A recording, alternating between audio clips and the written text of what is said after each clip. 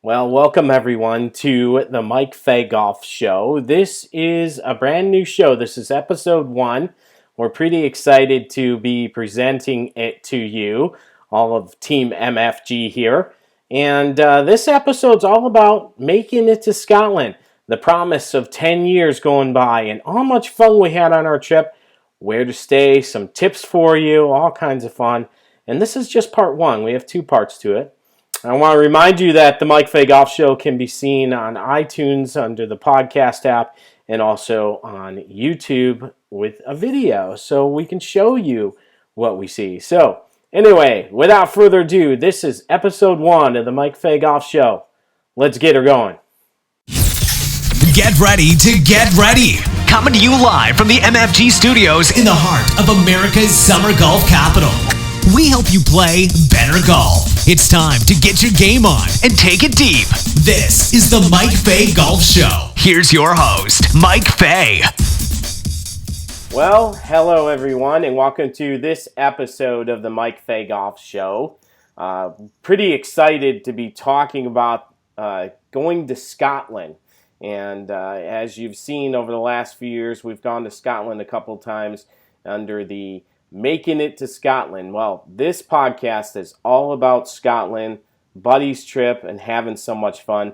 We are joined by my good friend who is on the trip, Mr. Jeff Vore. How you doing, Jeff? Doing fine this morning, Mike. Thanks for having me on. Absolutely. We're going to talk about everything we did, some tips for you that we've learned since we've been over there. It is just an absolutely fantastic place, don't you think? Absolutely. Scotland is by far one of my favorite countries in the world. All the travels I've done, it ranks right up there. The people are so nice. We've been fortunate, of course, with the weather, both of our trips, but it's all about having a good time and sharing some good experiences together. Absolutely. Well, this one, let's talk about a little bit how we got to Scotland, and it's a pretty cool story. We were about 30 years old and made a promise that we were going to make it to Scotland when we were all 40 years old. And, life changes at that time. None of us are married, none of us had kids, all these things, and we did it. And it was so much fun 5 years ago. We made another promise that we would go, and we're just back from this trip now. Pretty cool stuff. See. We between our other 2 friends, Brian and Joe, that joined us, the 4 of us have known each other for well over 25 years, going back to high school for Brian and I, and then college for Joe, yourself, and Brian. And so, life changes. We've all we all have children, we all have spouses, and it is hard to make the time and the effort, but. So every 5 years, after 40, that's kind of been our plan. We've somehow managed to make the second trip work, and who knows how the future will hold for us. But we were able to probably start the planning about a year and a half out. It's always good to start kind of looking at a specific time frame. And for us, the shoulder season in Scotland actually worked very well. That's the mid to late October timeframe. When courses are starting to wind down for the season, the rates are a little bit, reduced from what they are during the high season in the summertime. And the weather seems to hold up fairly well during this particular time of the year. So it made for a good benchmark as far as, or a good starting point as far as where we wanted to direct our attention as far as planning the trip. Right. Yeah, we bought our tickets about a year in advance for the fly over there, and you're right. It does take a lot of planning and figuring out. Speaking of planning, there was this book that Brian got, Costello. What was the name of that book? You remember? I believe it's. Gosh, I'll be honest with you, I can't remember because he had it and we never really saw it. It was Golf in Scotland, I believe. Yeah, I think it's Golf in Scotland. And it was Ferguson. And it's a fantastic book. It's able to describe all the courses. It will usually give you the rates at a fairly updated pace. I think he says it updates about every 3 years. It gives you ideas where to stay and what to look for along the way. Yeah, it's a pretty good book, and definitely recommend if you want to plan a trip out there. Okay, let's talk about where to fly into. I think the best place is Edinburgh, don't you think? Yeah, if you're planning a trip to the eastern side, so you're looking at the St. Andrews, Carnoustie, or Muirfield, North Berwick area, you're going to be looking at flying into Edinburgh because that's the closest airport, and it offers nonstop service from not only the Newark area during the summertime. There's flights from Chicago, JFK, I believe Philadelphia, and potentially Atlanta next year. So Delta, American, United, all three of the major U.S. carriers fly over there, especially during the summertime peaks. But year-round, you still have American and United, and I believe Delta next year will also offer year-round service. If you're going to be playing the courses over like in Troon, Prestwick, Turnberry, that's better off flying into Glasgow because it can give you a little bit, it'll be closer there. And there's also rail service off of both airports that can actually take you into the towns. Yeah, where we've gone, we've stayed over there by St. Andrews, and our favorite place to stay is the Dunvegan. Absolutely. It is absolutely, I don't know how to describe it. It's 100 yards away from the 18th green of the old course at St. Andrews. You walk up the hill and you're there. Yeah. And on one side of the street, you've got, what do they have, about 12 hotel rooms and the world famous, probably the most famous golf bar in the world, the Dunvegan. And that's where all the champions go after they win to go have a beverage up the hill. And the history in there is just on the walls is unbelievable, isn't it? Yeah, no, you walk into the pub and immediately you're surrounded by photos of anybody. It's the who's who of golf has come in there, and there's photos of Sheena or Jack, the current owners of the Dunvegan. They've been able to have a lot of free publicity, so to speak, by having all the golfers come in, take their pictures, usually get some signatures involved with it. And they've lined not only the walls, but the ceilings are completely surrounded by photos of the world's best golfers and anybody who's had any connection to the game. And so it's really neat to see the history and to know that, hey, I'm having a pint next to probably the seat that a Jimmy Walker or Tiger Woods or Henrik Stenson have sat in there at the bar. So it's really cool.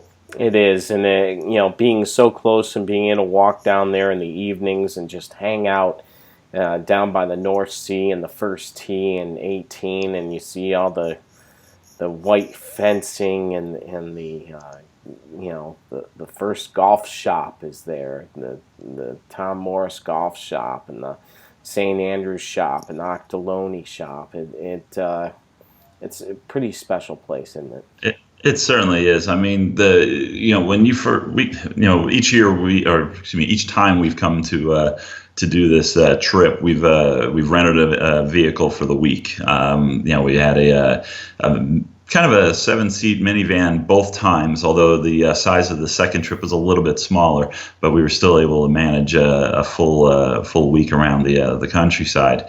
But once we've parked and dropped off your bags at the Dunvegan, and for us, we stayed at the Octoloni suite across the street from the pub. And that's a suite that can hold, I believe it's got 6 beds, and then you also have a large couch and another couple of soft chairs. So in reality, you could stuff about 8 people in the suite. I'm not sure exactly if that's what Jack and Sheena envisioned, but for us, we had 4 of us. We had so much room within the suite itself. You have a full kitchen, you have full microwaves, you have a full working stove. So for those looking to do it on a little bit more of a budget and not go eat out every night, you have the ability to go into town. They have a Tesco, they've got an Aldi, I believe, just on the north side of town that you can go in, get your groceries, and actually, if you're staying there for the full week, you can cook meals yourself if that's the way you want to do it, rather than going out at the pubs or the restaurants nearby.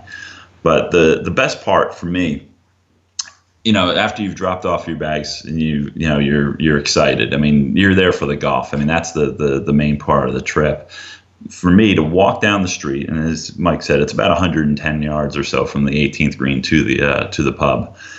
You get over there, and as soon as you turn around the corner, and there she is, the 18th hole and the first hole of St. Andrews, the old course, and you breathe it all in. I mean, you hear the sea, you hear the water, the surf crashing against the rocks and the sand, but there's the golf. The course is right there in front of you, and it's like every 5 years it's on TV. It's the Open. Every year now with the Dunhill Links, it's there. It's what you see, and everybody gets excited about it. And to me, I mean, obviously, I'm talking about it now. When we were there, just a week ago, it's still fresh on the mind. It's a lasting image. It's one of my favorite places in the world.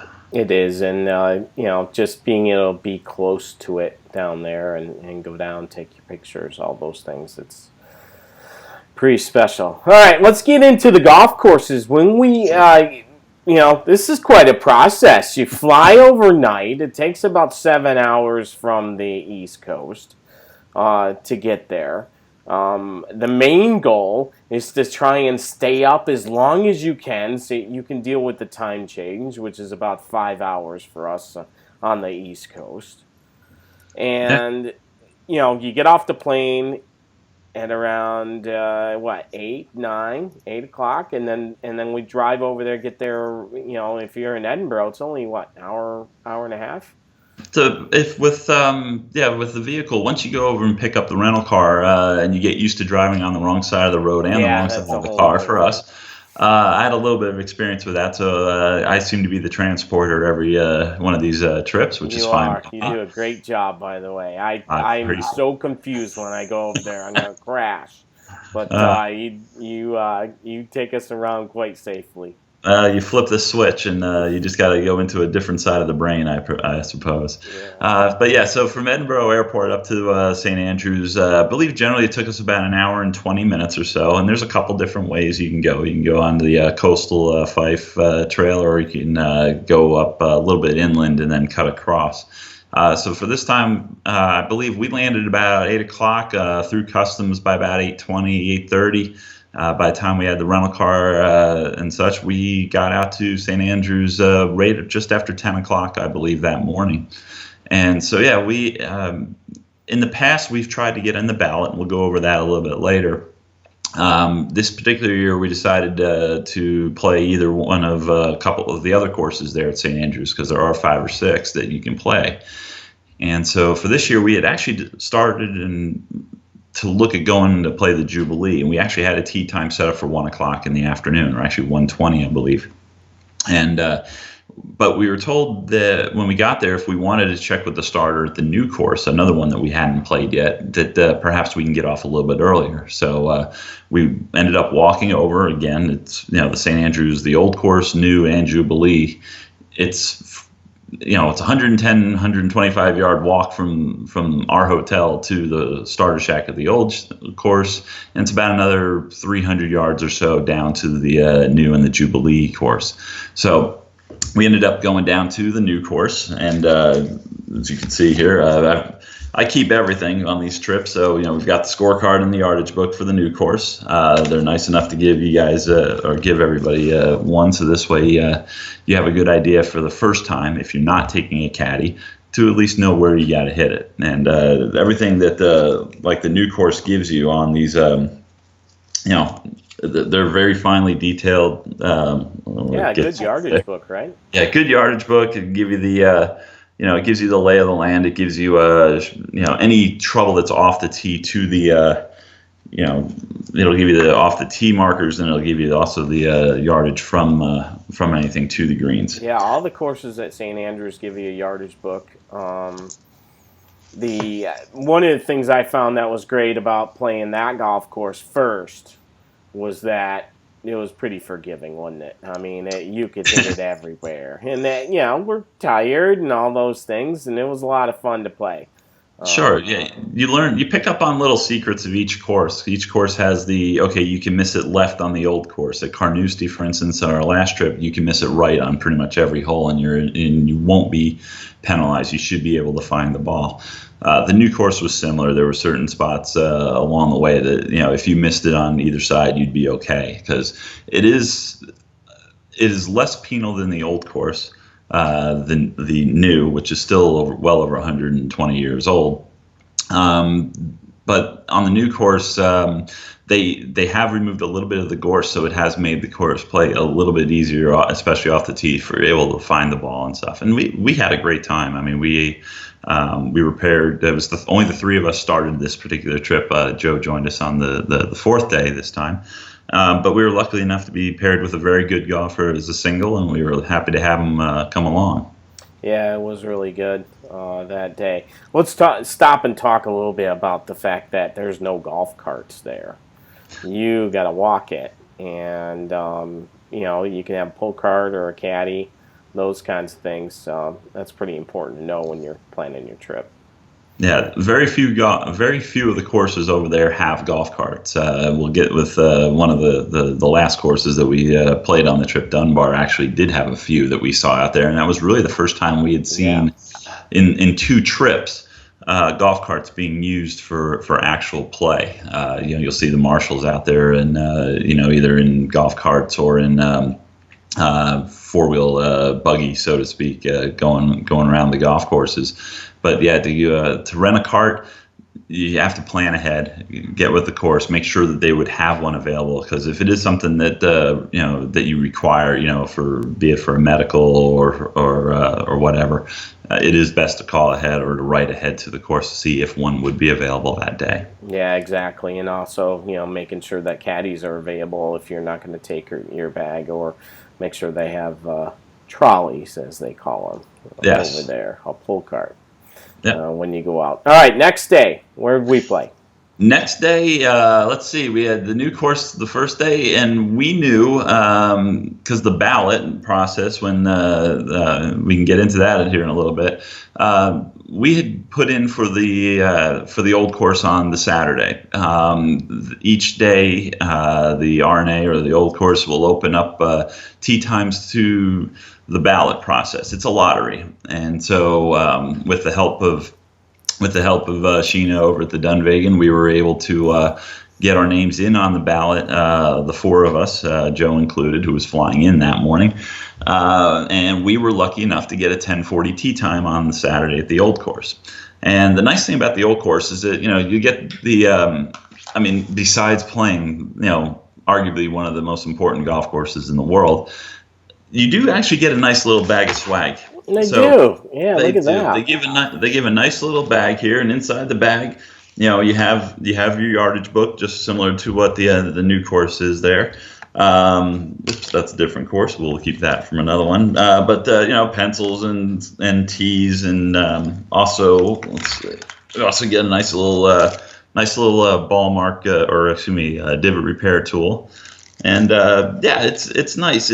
They welcome you there. I mean, you do need to remember that if you are going to go over and play the old course, you should always print out your handicap card from your course, or have a letter from your pro describing what your play is if you don't happen to have a USGA handicap.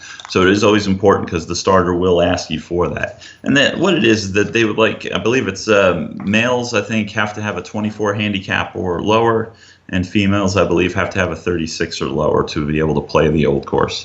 And that's just something to make sure that you're playing a course that everybody is desiring, and they want to make sure that the pace of play keeps up, so that everybody that starts the course can also finish the course, and not be in the cloak of darkness when you get to the 18th hole, because they want you to have the same experience that the first tee group going off has in the last one. Right. It's amazing just the amount of people that go down by the first tee and 18th green in the pictures, people from all around the world we've met. What a neat experience to be down there. Now, let's talk a little bit about playing the old course. It's amazing how the wind influences this golf course. It's pretty flat. It's not very hilly. And wow, unbelievable. We've played it now. We were lucky enough or fortunate enough to play it twice on our trip 5 years ago. And this particular trip, we also were fortunate enough to get 2 more rounds in. So we've now played it 4 rounds between Mike, Brian, and I on these trips, and Joe, excuse me. So for us, we've seen pretty much about 3 different wins on this course out of the 4 rounds. So each round for us has been different. The first year, Mike and I played our first round together. We had been separated because we had gone out, and actually, one of the things we didn't mention is you can, as a single, go out in the morning as early as 2 o'clock in the morning and line up at the starter shack and see if you can get one of the open times. Because, as we said, the ballot gets actually published on the internet 2 days in advance, about 2 o'clock in the afternoon, 2 days before the day of play. And so as a single, you can see where the gaps are on the sheet. And you could see that, like, for instance, the day we played, there was only 4 single spots that were open. But 5 years ago when we went, there was actually a day where there was 12 or 13, and we had got there about 3 or 4 o'clock in the morning, and we were number 7 through 10 to get out, just because we wanted to make sure we played it on the trip. Right. But the first time, as I said, Mike and I played together, the wind on the front 9 was almost downwind the whole entire way, and you didn't think too much about it, but you're hitting, drivers 350 yards or greater, just because the ball would continuously roll, and you had it was unbelievable, right? I mean, that one I had over 400 yards on number 5, and I tell you what, turning back into it was just brutal. Yeah, there's a loop between the 7th and the 10th holes that basically is the way the course reroutes back towards it's coming into finish up the round. Once you got to the 12th hole, it was brutal. I mean, you're talking 40 miles an hour sustained winds into your face, and you're trying to keep the ball as low as possible. And it was certainly a challenge. So when you see the pros play on in the Open, and they talk about, the wind is up, and you talk about who gets the proper side of the draw, it really does make a difference. Because on that particular day, I think we can both look at our scorecards, and Mike's is a little bit lower. Mike's score was a little bit lower than mine, but you're looking at about a 10-shot difference sometimes on the front end of the back 9 with the way the wind. Yeah, and I mean, just putting alone, when you needed to putt into the wind like that, I mean, the ball wasn't going anywhere. Now, I've never played a place quite like that where the wind influenced putts so much. I think it's because of pretty much how flat the golf course is and how the wind blows across there. Yeah. Okay, let's get into the next day. Okay, so we've now played the new course and the old course. We're off to a really good start. Now, this brings us up to the Sunday on this trip, because we had flown over Thursday night and arrived Friday. So Sunday was a repeat for us. The previous trip, we planned this exact same itinerary and had a blast. And this was the Kingsbarns and Crale 36-hole day. And during the shoulder season of October, if you can tee off your first round about 9 to 9:30, you have a chance to still do 36 in the day. And one of the things we learned while we were over there on this particular trip is that not a lot of people do the 36 holes, or not a lot of people will play in the afternoons. The locals, I should say. So what we've been able to do is, when we do these 36-hole days, is we've noticed that by teeing off around 2 o'clock in the afternoon, we have to push it a little bit to make sure that we finish. But at the same time, you usually don't have too many people out there for about your first hour. So you're able to maybe catch up to the last group that went off around 1 o'clock by the mid part of the back 9. And then you can play at your regular pace coming in. So Kingsbarns is the Pebble Beach of Scotland. I would think that's a fair way to look at it. The views are stunning. The golf course is big. It's I think out of our entire rotation, it certainly was the longest course that we played. but it also plays big because if the wind is up, and the wind was, we had a pretty substantial wind. There's some holes that become really long when you're playing into them. And being that it was built in the modern age, only, I believe 15 years ago or so was when it opened. And I'll look that up later. The course was built more for the modern era of big drivers and the balls traveling further distances. So that's the reason why I think that you'll see a little bit longer yardage on that one. Similar to the old course, Kingsbarns does give you out a nice little goodie bag. It's changed a little bit from the last 5 years. We noticed the last one we had was a little bit bigger and a little bit I'm not gonna say nicer, but the materials have changed a little bit. Again, nice ball marker, and if you can see that, nice ball marker and divot repair tool along with tees and stuff. One of the things at Kingsbarns that it's pretty hilly too. I mean, you're Yes. walking up, and it's kind of made on shelves. It kind of feels like where, you're down by the water real close, and you're up, all the way up to the clubhouse here. And the distance between the greens and the tees at times can be pretty long, right? I mean, it's a long walk. It is a long walk. I think we had the step count going for that particular day, and I know we cleared 23,000 steps. I think between the two golf courses, Kingsbarns and Crale is definitely a tough 36 holes. Since you are walking at both courses, you do require a little bit of stamina. So the night before, if you are going to plan a 36-hole trip like that, you may want to have a little bit earlier bedtime, or maybe reduce the amount of tenants that you have the night before. But like I said, Kingsbarns, this was a nice tradition we started. It was nice to continue that tradition of doing the Sunday trip. Kingsbarns, as we said, you can see that every year on the Dunhill Links Championship as one of the three courses in that rotation, along with Carnoustie. So again, you're playing the course that the pros are playing each and every year. And you walk in and you see Brandon Grace's course record 60 scorecard from the Dunhill Links a few years back, and you just get, after you get done playing, you'd be like, I don't know how we did it. Right, exactly.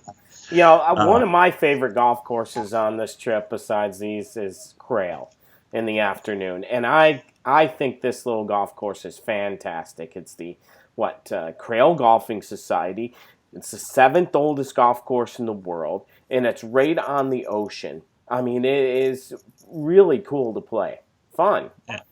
Yeah, the neat thing about Crale, and there's 36 holes there, and we played the Balcony Links, which is the larger of the two golf courses there. It's fantastic. The pros there are fantastic. They've been really nice to us both visits. The neat thing is about after I believe it's the third hole, you can look out in the distance and you can see Kingsbarns. Okay. The two golf courses are separated probably by no more than about 3 or 4 miles as the crow would fly.